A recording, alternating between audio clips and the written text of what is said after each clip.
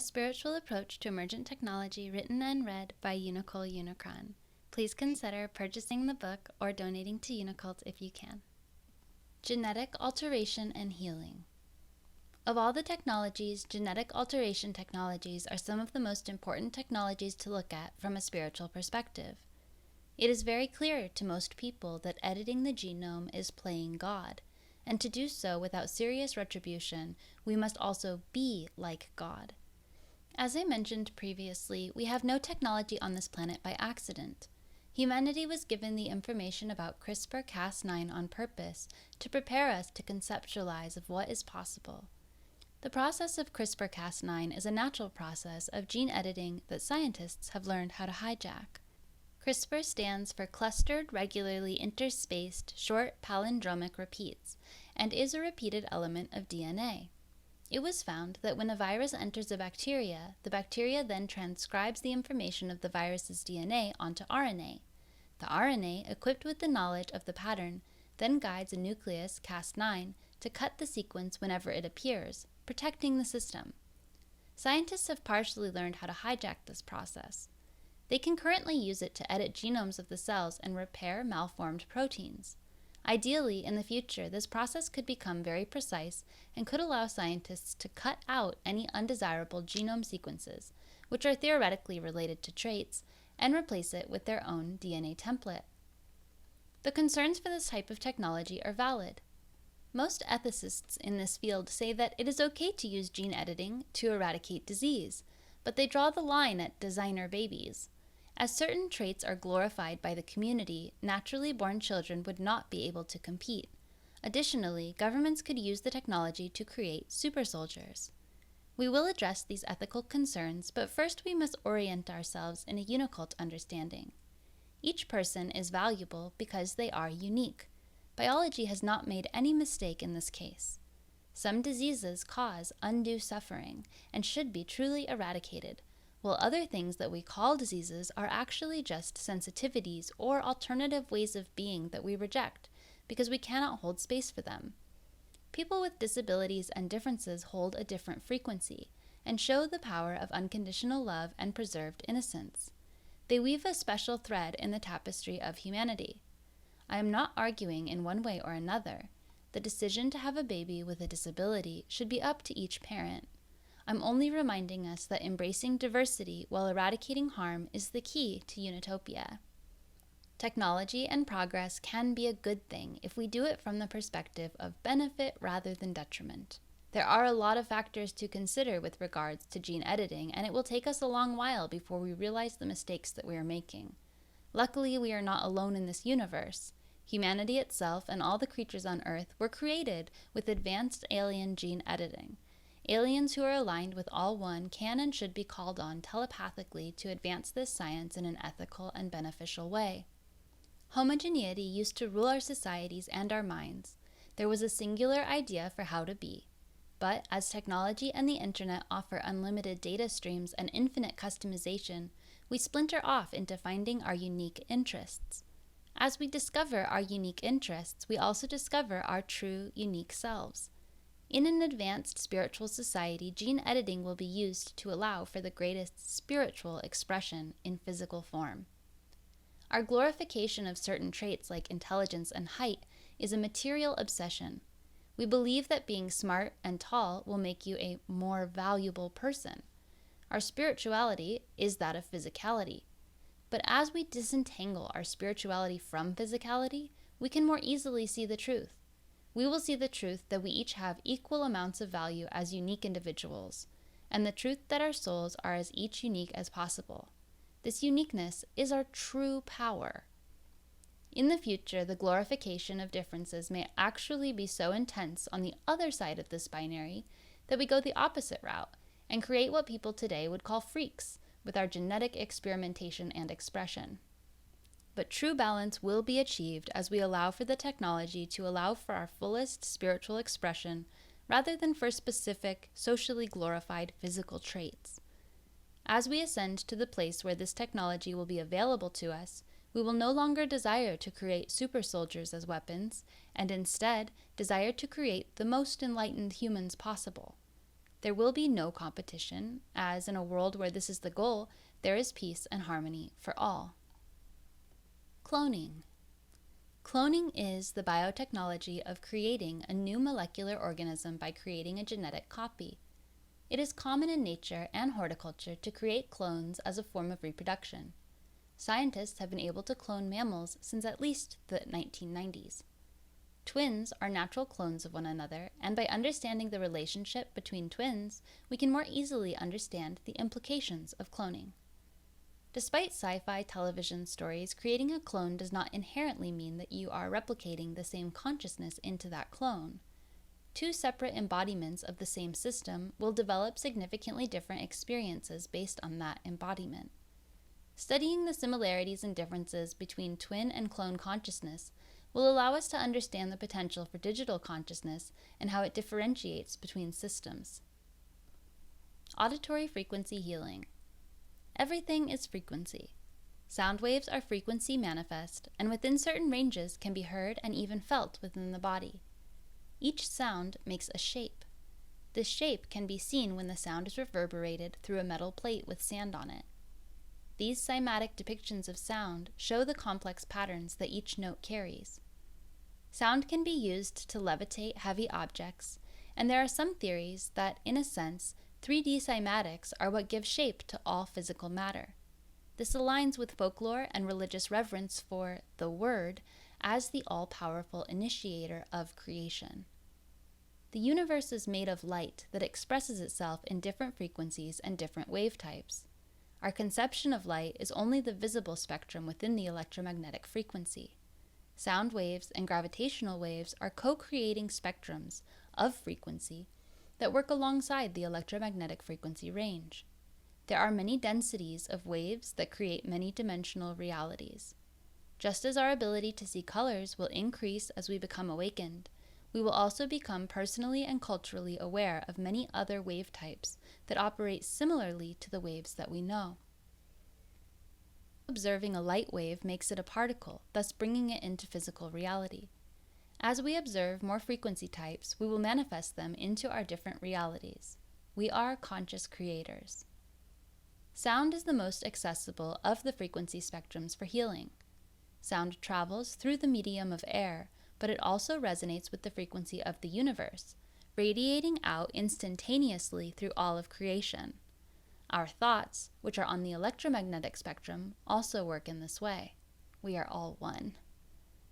Sound has long been understood as a healing force. Our ability to sing away our worries, ailments, and illnesses has been forgotten, but it will be remembered. The conception that we currently have of music is a dead and lifeless thing compared to what we bring forth in the future. And still, music moves us to our core, even when it is removed from its full power. Some musicians do channel truth through their music, letting it come through their heart chakras, but oftentimes it is contrived for commercial purposes. As we undergo our spiritual evolution, pay attention to how music changes.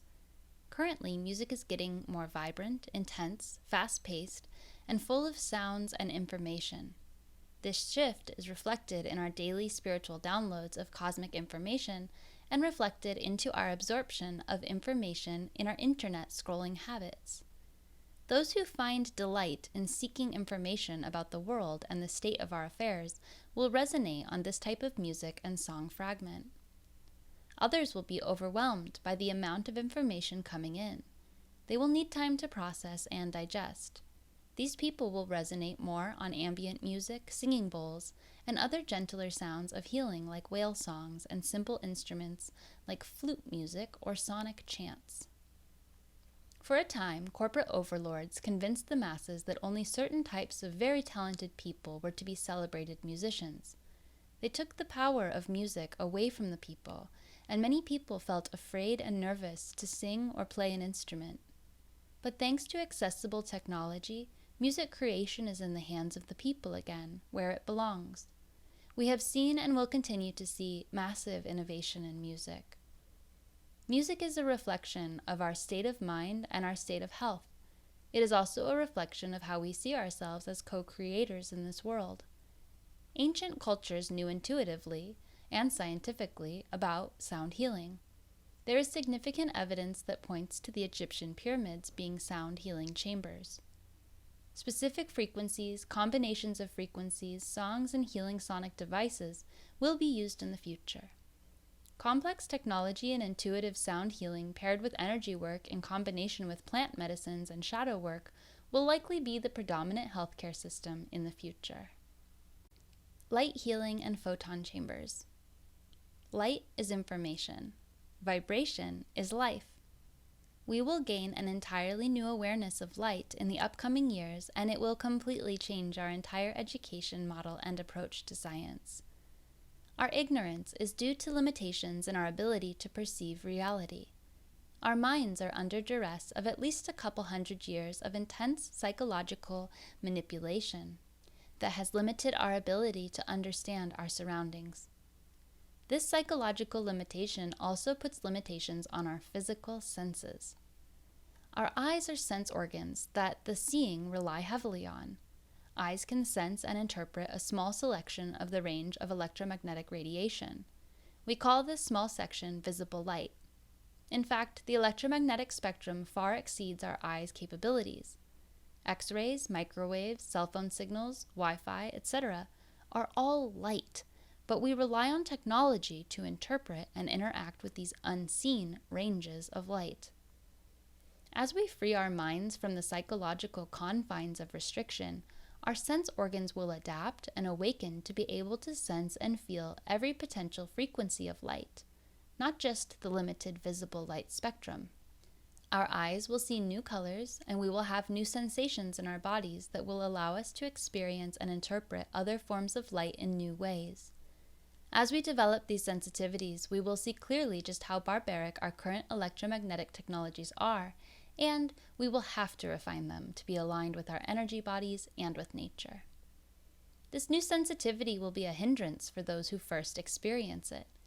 Many already are, though they don't always have names for the sensitivity, and instead experience a barrage of different symptoms with no apparent cause. The sensitive ones will have to navigate a world of blunt and violent energies and do what they can to harmonize their frequency while existing in a truly astonishing oversight of technological and energetic interference.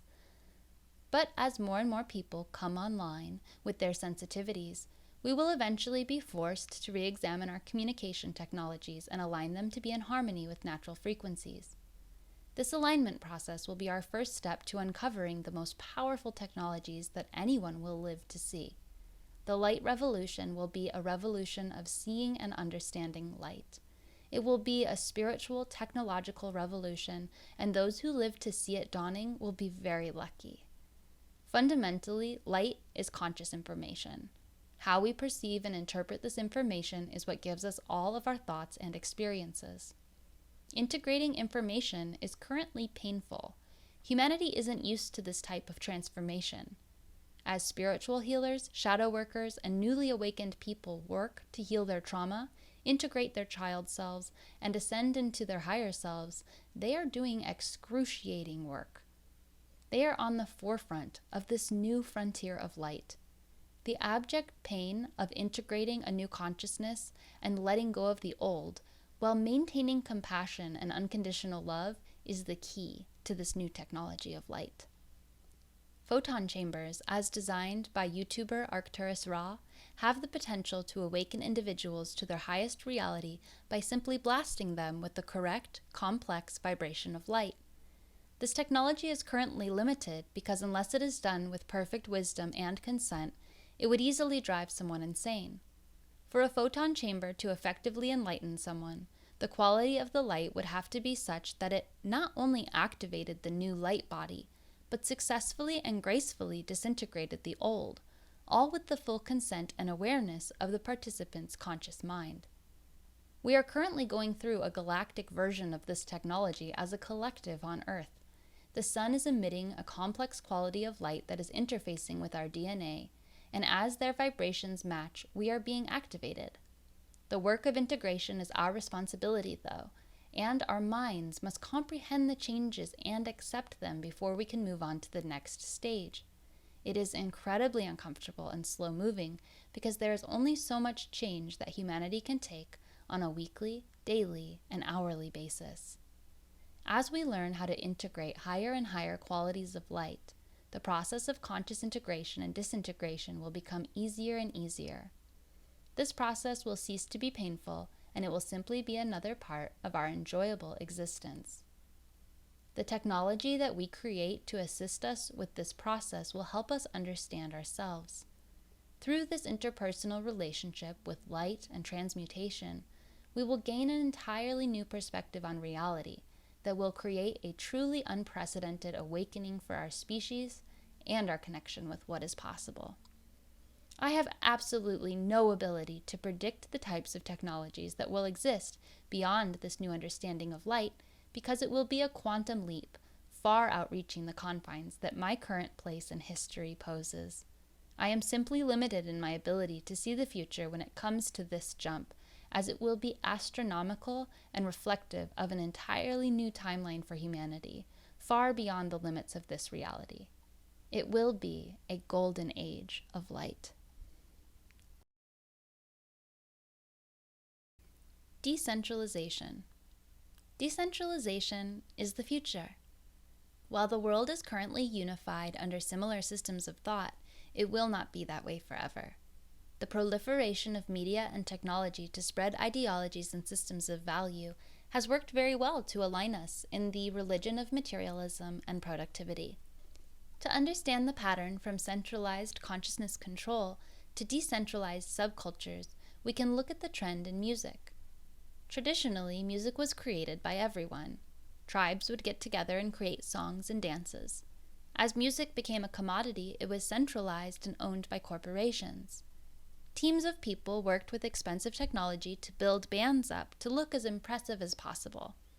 The disparity between the average person or a local band and these superstars was meant to be large and obvious. The gap between what one person could create and what a studio could produce took many people away from their own musicality, thinking it was better off left to the professionals. Music as a moneymaker relied on this centralized focus for a large demographic of people to worship a few musicians as the only musicians of value. This generated a lot of profit. Now that musical production technology is widely available, the average person is feeling more confident that they have a right to also throw their hat into the ring of musicians. It may feel that the environment of musicians is densely saturated with a high level of competition, but that is only a capitalist lie of scarcity. The truth is that every person carries a unique musicality that deserves to be expressed and enjoyed by those who also resonate. The spiritual truth of each person's musicality is supported by the current technological accessibility of tools, and so we have a decentralization of power where superstars no longer hold the same concentration of power, and each person has more room to express themselves authentically. Music is one early example of a trend toward decentralization that we will see as our spiritual progression continues. Centralized systems will be replaced by a more tribal mentality of small-scale solutions. The centralized power of institutions will be distributed among the masses, unless those systems offer immense benefit. Cities will shrink, and communes and small culturally aligned villages will pop up in the countryside. Large-scale systems will still be relevant in the future, but they will be systems of interconnection rather than centralized control. Any large-scale system will have to provide immense benefit and flexibility to maintain their position.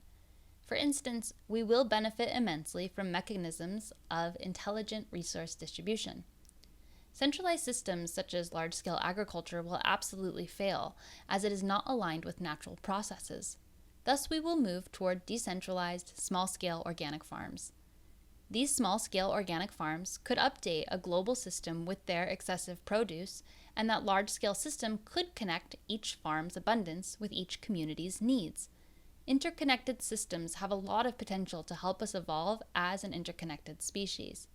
We will see decentralization in manufacturing as smaller, more efficient machines can be built to support each community's needs. Decentralized thought is already happening, and widely different interpretations of reality are again taking root in smaller communities. It is natural for many ways of life to exist on this planet, in many ecosystems with different value systems and focuses. This diversity is a gift to us as a whole. We are now at a magical time where this diversity can be unified under the common good for all, and where we can support and be supported by the diverse, decentralized energy that are created. No matter how diverse and decentralized our practices, beliefs, and cultures get, so long as we all understand the fact that we are all one, we will have harmony. Social media platforms. When thinking about the future of social media platforms, it is important to make the distinction between a predatory platform and an interconnected system. Social media platforms might seem like a system of interconnection, but as we learn about their practices more and more, we realize that they are actually systems of manipulation and surveillance. As we proceed into the age of truth, we will be able to see these nefarious motivations more and more clearly. We are on a path of great healing, and healing includes self-respect. Eventually, the false, shiny veneer that social media offers us of interconnectedness will peel away, and we will see these platforms for what they really are. As the tools to create and maintain websites and platforms become more and more accessible, truly benevolent systems will be made.